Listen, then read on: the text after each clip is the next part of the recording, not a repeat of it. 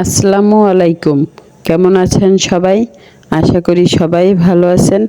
আমিও আল্লাহর রহমতে ভালো আছি। আজকে আমরা কুয়াকাটা ঘুরতে চলে এসেছি। সকাল 8:30 বাজে রওনা দিছি আর এখানে 11টা বাজে পৌঁছাইছি।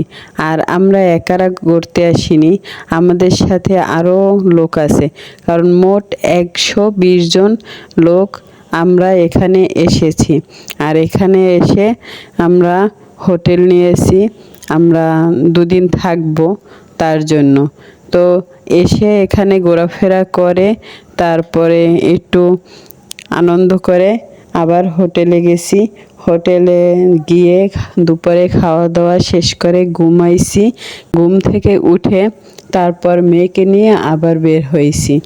আর আমার একটু মন খারাপ, আর এই মন খারাপের অবশ্যই কারণ আছে। কারণ আমার 6 মাস আগে দ্বিতীয় বেবি হয়ে মারা গেছে। কারণ ওই জিনিসটা আমি অনেক বেশি মিস করি। কারণ ওই বেবি যদি আমার থাকতো, 2 বেবিকে নিয়েই আমি বাসায় থাকতাম, মানে ব্যস্ত থাকতাম। কখনোই ছোট বেবি নিয়ে ঘুরতে আসা কিংবা আনন্দ ফুর্তি এগুলো কিছুই হইতো না। তাই আমার অনেক বেশি, মানে যেখানেই যাই করি অনেক বেশি মিস করি। যাই হোক, আপনারা সবাই দোয়া করবেন আমার জানি আল্লাহ আবার তৃতীয় সন্তান দিয়ে এই সন্তানটাকে জানি ভুলাইয়ে দেয়। আর আমার হাজবেন্ড, মেয়ে, এখন আমরা হোটেলে চলে আসলাম। আর এসে খাওয়া দাওয়া শেষ করে তারপর আবার অনুষ্ঠান হবে, নাচ গান, তারপরে মানে লটারি, অনেক ধরনের অনুষ্ঠান হবে। এখানে শিল্পী আনা হয়েছে গান গাওয়ার জন্য।